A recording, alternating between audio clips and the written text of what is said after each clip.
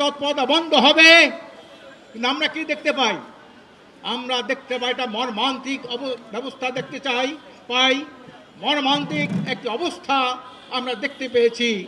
নুরুল হক নূরের মতো একজন বিপ্লবী নেতার উপরে আমি প্রথম আশা করেছিলাম বোধহয় জাতীয় পার্টি অফিসের সামনে এই মারামারিটা হয়েছে, কিন্তু যখন দেখলাম যে না বিপি নূরের অফিসের সামনে সাংবাদিক সম্মেলনের বৈঠকে এই হামলা হয়েছে ন্যাক্কারজনকভাবে, তখন আমাদের চিন্তা ভাবনা একটু অন্যদিকে গেল যে এইটার পিছনে এটি গভীর ষড়যন্ত্র রয়েছে।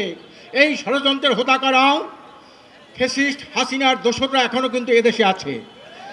ফ্যাসিস্ট হাসিনার দোসররা রাজনৈতিক দলের মধ্যে আছে, ফ্যাসিস্ট হাসিনার দোসররা সেনাবাহিনীর মধ্যে আছে, ফ্যাসিস্ট হাসিনার দোসররা পুলিশ বাহিনীর মধ্যে আছে। কাজে আমরা মনে করি এই ষড়যন্ত্র অত্যন্ত গভীর।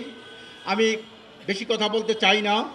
আজকের এখানে যারা আমরা উপস্থিত হয়েছি, আমরা যদি একটা কাগজে স্বাক্ষর করি যে আমরা আওয়ামী লীগ, ফ্যাসিস্ট আওয়ামী লীগ, এদেশে একটা আজাব আর গজবের নাম আওয়ামী লীগ, একটা ধ্বংসের নাম আওয়ামী লীগ, এই আওয়ামী লীগ এবং তার দোসর জাতীয় পার্টি এবং 14 দলের আমরা রাজনীতি নিষিদ্ধ চাই, একটা কাগজে আমরা সবাই সিগনেচার করব।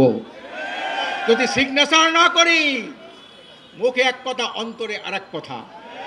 প্রত্যেকে চায় জাতীয় পার্টির রাজনীতি নিষিদ্ধ চায় না, আওয়ামী লীগের রাজনীতি নিষিদ্ধ চায় না, তাদের বিচার চাই, নিষিদ্ধ চায় না।